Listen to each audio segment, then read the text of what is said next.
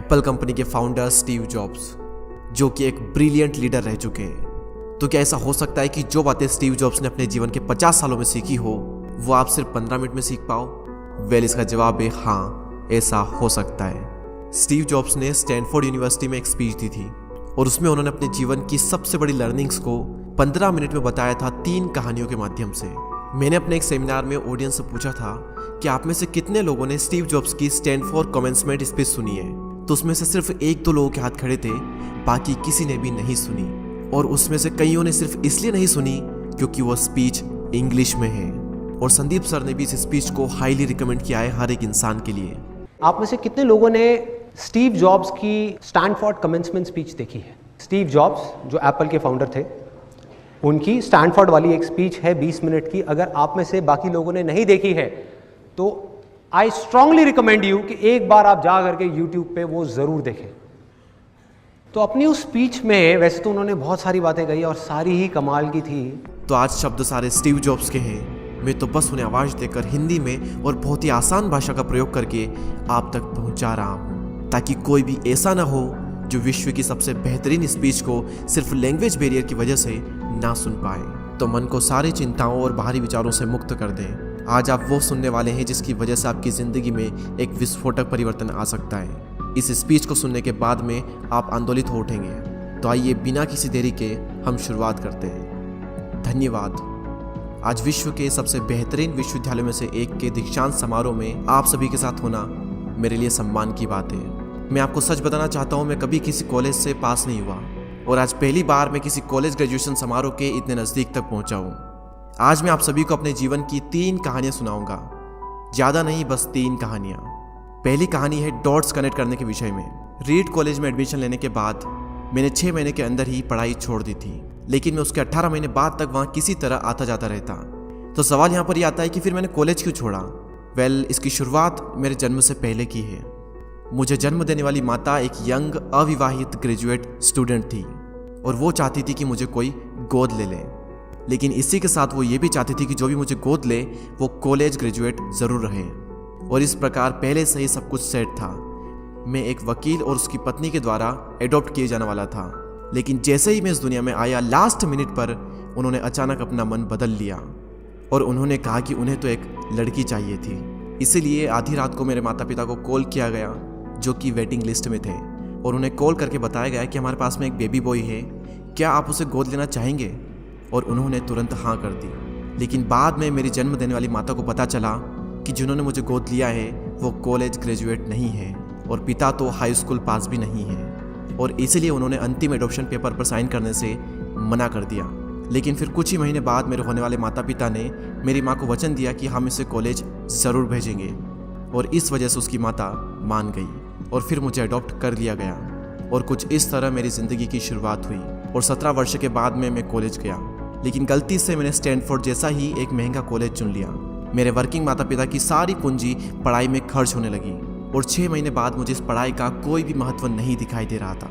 मुझे कोई आइडिया नहीं था कि मैं अपनी ज़िंदगी में क्या करना चाहता हूँ। कोई आइडिया नहीं था कि किस तरीके से कॉलेज मेरी मदद करेगा अपनी ज़िंदगी में कुछ करने के लिए।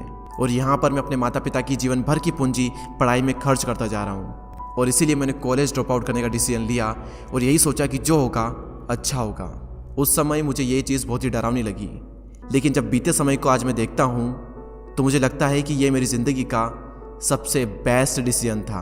वो कैसे, मैं आपको अभी बताता हूँ। जैसे ही मैंने कॉलेज ड्रॉप आउट किया था तो मैंने उन क्लासेस को करना छोड़ दिया था जिसमें मेरा इंटरेस्ट नहीं था, और मैं केवल उन्हीं क्लासेस को करता था जिसमें मेरा इंटरेस्ट था। और ये सब कुछ करना कोई इतना आसान भी नहीं था, क्योंकि मेरे पास रहने के लिए कोई कमरा नहीं था। इसलिए दोस्तों के कमरों में मैं ज़मीन पर सोता था। मैं कोक की बोतलों को लौटाकर मिलने वाले पैसों से खाना खाता था। मैं हर संडे 7 मील पैदल चलकर हरे कृष्णा मंदिर जाता था, जिससे कि हफ्ते में कम से कम एक बार मैं पेट भरकर खाना खा सकूं, और ये मुझे बहुत ही अच्छा लगता था। अब मैं आपको बताता हूँ कि क्यों कॉलेज ड्रॉप आउट करना मेरी ज़िंदगी का सबसे बेस्ट डिसीजन था। उस समय रीड कॉलेज देश की सबसे अच्छी जगह थी जहाँ कैलीग्राफी सिखाई जाती थी।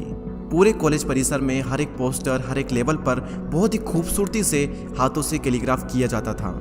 और क्योंकि मैं कॉलेज छोड़ चुका था, इसलिए मुझे सामान्य क्लासेस करने की कोई आवश्यकता नहीं थी। तो मैंने निर्णय लिया कि मैं कैलीग्राफी की क्लासेस करूंगा और इसे अच्छी तरीके से सीखूंगा। तो मैंने सेरिफ और सैंस सेरिफ टाइप फेसेस के बारे में सीखा, अलग अलग अक्षरों के बीच में स्पेस वेरी करना सीखा, और किसी अच्छी टाइपोग्राफी को क्या अच्छा बनाती है यह भी मैंने सीखा। यह सब कुछ बहुत खूबसूरत था, ऐतिहासिक था और इतना आर्टिस्टिक था कि इसे साइंस के द्वारा कैप्चर नहीं किया जा सकता था, और ये सभी मुझे बहुत ही आकर्षक लगता था। उस समय मेरा ऐसा कोई भी विचार नहीं था कि मैं इन चीज़ों का प्रयोग कभी अपने जीवन में करूँगा, लेकिन जब 10 साल बाद हम अपना पहला मैकिंटोश कंप्यूटर बना रहे थे तब मैंने इसे मैक में डिज़ाइन कर दिया, और यह बहुत ही खूबसूरत टाइपोग्राफी वाला विश्व का पहला कंप्यूटर बन गया। अगर मैंने कॉलेज में केवल कैलीग्राफी में प्रवेश नहीं लिया होता तो मैक में कभी भी मल्टीपल टाइप फेसेस या प्रोपोर्शनली स्पेस्ड फॉन्ट्स नहीं होते, और क्योंकि विंडो ने मैक की कॉपी की है तो दुनिया के किसी भी पर्सनल कंप्यूटर में ये सब नहीं होता। अवश्य ही जब मैं कॉलेज में था तो भविष्य को देखकर इन डॉट्स को कनेक्ट करना असंभव था, लेकिन जब 10 साल बाद में बीते समय को देखता हूँ तो मुझे सब कुछ क्लियर नजर आता है। आप केवल पीछे देखकर ही डॉट्स को कनेक्ट कर सकते हो, इसीलिए आपको विश्वास करना होगा कि अभी जो भी हो रहा है वो आगे चलकर किसी न किसी तरह से आपके फ्यूचर से कनेक्ट हो जाएगा। आपको किसी न किसी में तो विश्वास करना ही होगा, अपने गट्स में, अपने भाग्य पर, अपने जीवन पर या फिर अपने कर्मों पर। किसी न किसी चीज पर तो विश्वास करना ही होगा, क्योंकि इस बात में विश्वास रखना कि आगे चलकर डॉट्स कनेक्ट होंगे, ये आपको अपने दिल की आवाज सुनने की हिम्मत देगा, और उस समय भी जब आप बिल्कुल अलग रास्ते पर चल रहे होंगे, और यही बात आपको बाकी लोगों से अलग बनाएगी। तो मेरी पहली कहानी से सबसे बड़ी सीख यही है कि जो हो रहा है वो अच्छे के लिए हो रहा है, और अभी आप जो भी कर रहे हैं वो आगे चलकर आपके किसी न किसी काम जरूर आएगा। आप बस अपने आप में विश्वास रखकर करते जाइए जो कर रहे हैं। मेरी दूसरी कहानी लव और लॉस के विषय में है। मैं बहुत ही सौभाग्यशाली था कि जिससे मैं प्यार करता था वह मुझे जल्द ही मिल गई। वॉज और मैंने अपने पिता के गैराज से एप्पल की शुरुआत की थी जब मैं 20 साल का था, और हमने बहुत मेहनत की, और 10 साल में एप्पल कंपनी 2 लोगों से बढ़कर $2 बिलियन और 4000 लोगों की कंपनी हो गई। हमने अभी 1 साल पहले ही मैकिंटोश रिलीज़ किया और मैं 30 साल का हो गया था, और कंपनी ने मुझे निकाल दिया। आप सभी लोग सोच रहे होंगे कि अपनी ही बनाई हुई कंपनी से मुझे कैसे निकाल दिया। जैसे जैसे एप्पल ग्रो करने लगी, हमने एक बुद्धिमान आदमी को हायर किया जिसे मैंने सोचा कि वो मेरे साथ मिलकर कंपनी को आगे बढ़ाएगा। पहले 1 साल सब कुछ ठीक चल रहा था, लेकिन फिर उसके बाद कंपनी के फ्यूचर विजन को लेकर हम दोनों में विवाद होने लगे, और बात बोर्ड ऑफ डायरेक्टर तक पहुंच गई और उन लोगों ने उसका साथ दिया, और इस तरीके से 30 वर्ष की आयु में मुझे अपनी ही कंपनी से निकाल दिया गया। जो मेरी पूरी एडल्ट लाइफ का फोकस था वो अब खत्म हो चुका था, और यह पूरी तरह से मुझे बर्बाद करने वाला था, और कुछ महीनों तक मुझे कुछ भी समझ में नहीं आया कि मैं क्या करूं। मैं एक बहुत बड़ा पब्लिक फेलियर था, और एक बार तो मैंने वैली छोड़कर जाने का भी सोचा, लेकिन धीरे धीरे मुझे एहसास हुआ कि मैं जो काम करता हूँ मैं उसके लिए अभी भी पैशनेट हूँ। एप्पल में जो कुछ भी हुआ उसकी वजह से मेरे पैशन में थोड़ी भी कमी नहीं आई। मुझे उन्होंने अस्वीकार कर दिया, लेकिन फिर भी मैं अपने काम से प्यार करता हूँ, और इसीलिए मैंने एक बार फिर से शुरुआत करने की सोची। मैं उस वक्त ये नहीं देख पाया था, लेकिन अब मुझे लगता है कि एप्पल से निकाले जाने से अच्छा मेरे साथ कुछ और हो ही नहीं सकता था। सफल होने का बोझ अब बिगिनर होने के हल्केपन में बदल चुका था। मैं एक बार फिर से स्वयं को बहुत ही हल्का महसूस कर रहा था, और इसी आज़ादी की वजह से मैं अपने जीवन के सबसे क्रिएटिव पीरियड में चला गया। अगले 5 सालों में मैंने एक कंपनी नेक्स्ट और दूसरी कंपनी पिक्सर शुरू कर दी, और इसी दौरान मैं एक बहुत ही अद्भुत महिला से मिला जो कि आगे चलकर मेरी पत्नी बनी। पिक्सर ने विश्व की पहली computer animated movie toy story बनाई, और आज के समय यह दुनिया का सबसे सफल एनिमेशन स्टूडियो है। और एप्पल ने एक अप्रत्याशित कदम उठाते हुए नेक्स्ट को खरीद लिया, और मैं फिर से एप्पल में चला गया। आज एप्पल नेक्स्ट द्वारा विकसित की गई टेक्नोलॉजी का उपयोग करती है। तो यहाँ पर मैं पूरे विश्वास के साथ में कह सकता हूँ कि अगर मुझे एप्पल से नहीं निकाला गया होता तो ये सब कुछ मेरे साथ नहीं होता। यह एक कड़वी दवा थी, लेकिन मेरे विचार में एक मरीज को इसकी ज़रूरत थी। कभी कभी ज़िंदगी आपको इस तरह की ठोकर मारती है, लेकिन आप विश्वास मत खोइए। मैं विश्वास के साथ में कह सकता हूँ कि मैं सिर्फ इसलिए आगे बढ़ता गया क्योंकि मैं अपने काम से प्यार करता था।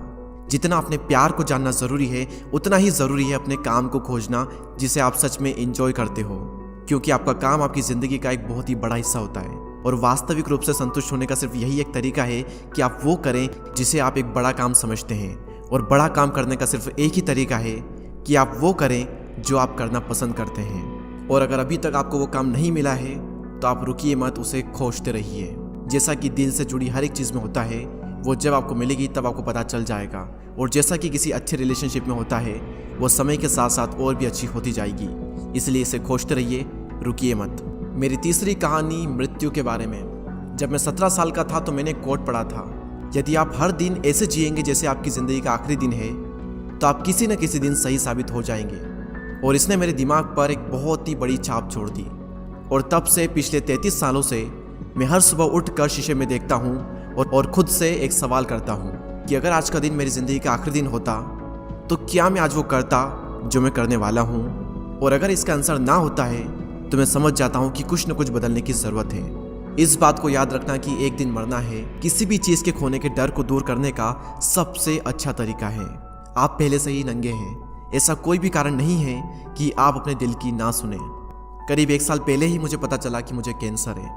सुबह 7:30 बजे मेरा स्कैन हुआ और उसमें साफ दिखाई दे रहा था कि मेरे पेनक्रियाज में ट्यूमर है। और सच कहूँ तो मुझे तो ये भी नहीं पता था कि पेनक्रियाज होता क्या है।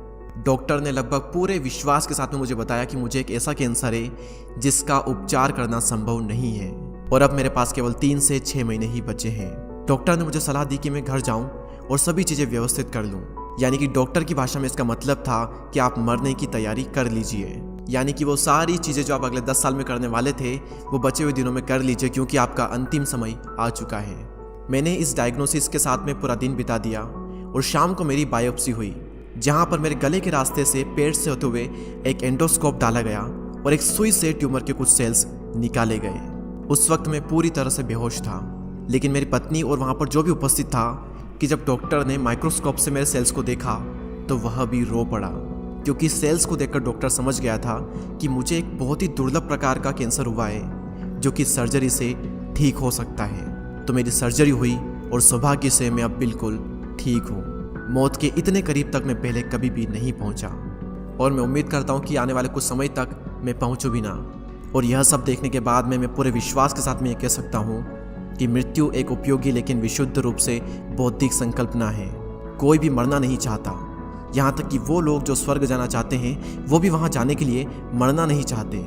मृत्यु ही वो स्थान है जहाँ पर हम सभी लोग जाते हैं। आज तक कोई भी इससे बचा नहीं है और ऐसा होना ही चाहिए, क्योंकि इस जीवन का एकमात्र सबसे बड़ा आविष्कार है वो है मृत्यु।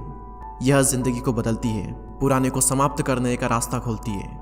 और इस समय पर आप सभी लोग नए हैं और कुछ ही दिनों में आप सभी लोग पुराने हो जाओगे और रास्ते से साफ हो जाओगे। इतना ज़्यादा नाटकीय होने के लिए मैं आप सभी से माफ़ी चाहता हूँ, लेकिन यही सत्य है। आपका समय बिल्कुल सीमित है, इसीलिए इसे किसी और की ज़िंदगी जी कर व्यर्थ मत कीजिए। बेकार की सोच में मत फंसिए, अपने जीवन को दूसरों के हिसाब से मत चलाइए, औरों के विचारों के शोर में अपने अंदर की आवाज़ को मत दबाइए। और सबसे महत्वपूर्ण यह है कि अपने दिल और सहज बुद्धि की बात सुनने का साहस रखें, क्योंकि वे पहले से ही जानते हैं कि तुम वास्तव में क्या बनना चाहते हो। तो पहले अपने दिल की आवाज़ सुने, बाकी सारी चीज़ें सेकेंडरी है। और अंत में मैं आप सभी से यही कहना चाहूँगा, स्टे हंग्री, स्टे फुलिश। मैंने हमेशा अपने लिए यही मांगा है। और अब जब आप सभी लोग यहाँ से ग्रेजुएट हो रहे हैं तो मैं आप सभी के लिए भी यही विश करता हूँ, स्टे हंग्री, स्टे फुलिश। यानी कि भूखे रहिए और मूर्ख रहिए। भूखे यानी कि कुछ करने की भूख आपके अंदर होनी चाहिए, और मूर्ख रहो क्योंकि मूर्ख रहकर ही आप कुछ सीख पाओगे। अगर आपको ये लगता है कि आप सब कुछ पहले से जानते हैं तो आप कुछ भी नहीं सीख पाएंगे। तो भूखे रहिए और मूर्ख रहिए। Stay hungry, stay foolish. आप सभी को बहुत बहुत धन्यवाद। और दोस्तों, मैं दीपक दया आशा करता हूँ कि आपने इस वीडियो से बहुत कुछ सीखा होगा। इस स्पीच को कन्वर्ट करने में या फिर मुझसे कुछ भूल हुई हो तो उसके लिए मुझे माफ़ करते हैं। ऐसे ही और inspiring, motivational, life changing videos को देखने के लिए हमारे चैनल को सब्सक्राइब करके बेल आइकन को प्रेस करें। मैं आपसे मिलूंगा अगले वीडियो में, तब तक के लिए जय हिंद, जय भारत।